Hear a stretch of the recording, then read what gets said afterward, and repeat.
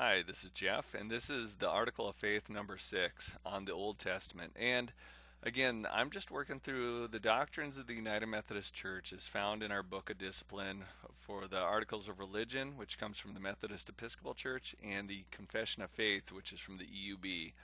And just trying to understand these better. And this week is the first time where we don't have a complimentary one from both sets of articles of faith. We just have one from the article of religion. And so let's go ahead and read it. The Old Testament is not contrary to the New, for both in the Old and New Testament, everlasting life is offered to mankind by Christ, who is the only mediator between God and man, being both God and man. Wherefore they are not to be heard who feign that the old fathers did look only for transitory promises. You know, when I first read this, actually what popped out first is, what in the world are transitory promises? Um, and I had to look it up, and I even looked up, somebody wrote up an explanation on the articles of religion. So, but it's just these promises for this life only, temporal promises, so that wealth, health, family, peace, victory, all those kinds of things, but just for this life on earth only.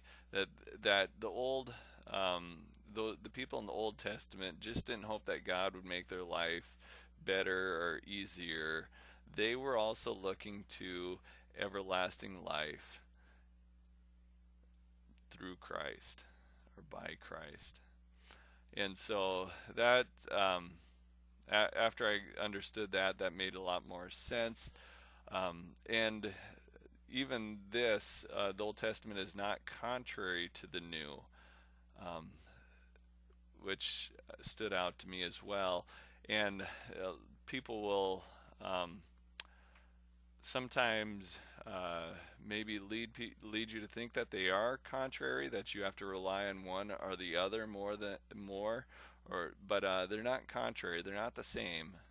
If you were to have a new believer from I don't know, the Midwest that's not a not from a Jewish background, focusing on the New Testament often makes more sense. But maybe if they're coming from a Jewish background, maybe working from the Old Testament would make more sense.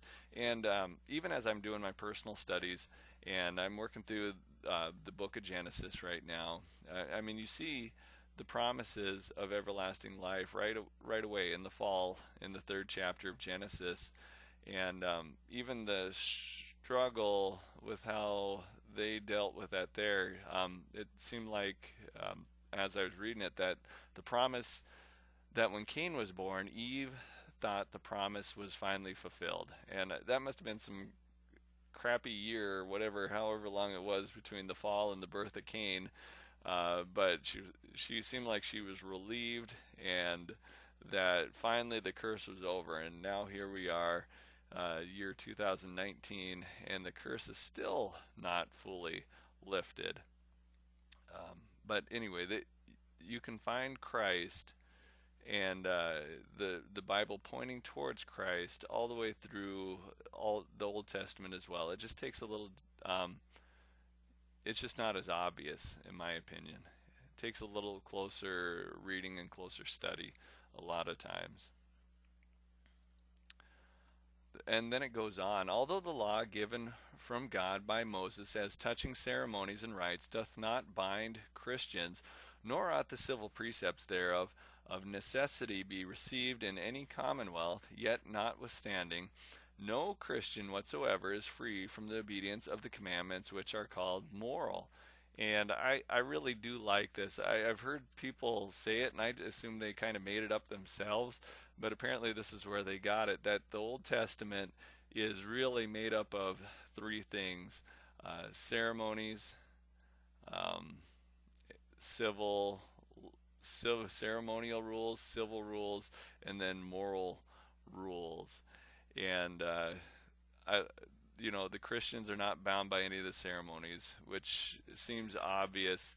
We don't have to offer lambs. We don't have to honor the Sabbath in the same way that they did back then. Almost all the ceremonial types of rules are they're not binding, and even some of them I would probably say it would easy even it doesn't say this though, but I would say people that get caught up on it sometimes it makes people feel superior as a superior Christian if they start following the Old Testament rules. And you can see that even in the early church when the Pharisees saw themselves almost as superior Christians to the Gentile Christians.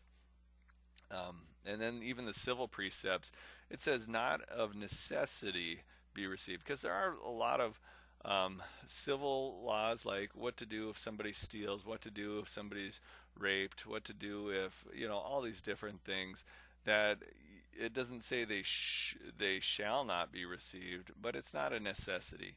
The rules of God, and especially for the nation of Israel at that time, are not necessarily binding on a country and may or may not even be good for the country.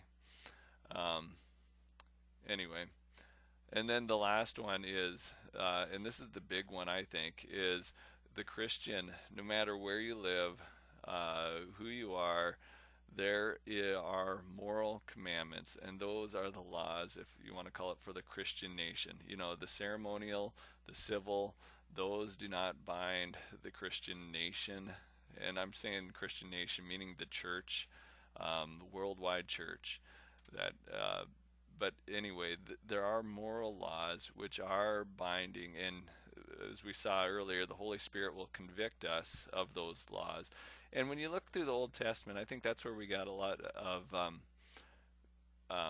misunderstanding, is understanding which commands are moral and which are civil or ceremonial. And so anyway, that is one of our struggles. Is so anyway, I hope this helps. It helps me. It kind of cements some concepts in my own mind. And again, I put all these also on YouTube. So there's a playlist out there for them. So, all right, have a good one.